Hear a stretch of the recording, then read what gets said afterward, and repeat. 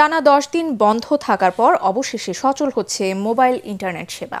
ডাক, টেলিযোগাযোগ ও তথ্য প্রযুক্তি প্রতিমন্ত্রী জুনায়েদ আহমেদ পলক জানিয়েছেন, রোববার বিকেল ৩টায় সারা দেশে 4G ইন্টারনেট সেবা চালু করার মাধ্যমে ফিরছে মোবাইল ইন্টারনেট। সকালে বিটিআরসি ভবনে মোবাইল অপারেটরদের সাথে বৈঠক শেষে তিনি এ তথ্য দেন।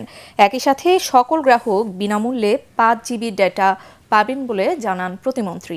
কোটা সংস্কার আন্দোলন ঘিরে সৃষ্ট সহিংসতায় টানা 5 দিন সারা দেশে ইন্টারনেট সেবা বন্ধ থাকার পর গত 23 জুলাই রাতে ব্রডব্যান্ড ইন্টারনেট সেবা চালু করা হয়, তবে মোবাইল ইন্টারনেট বন্ধই ছিল। এবার দেশের 13 কোটি গ্রাহকের মোবাইল ইন্টারনেট সেবা পাওয়ার অপেক্ষা শেষ হচ্ছে।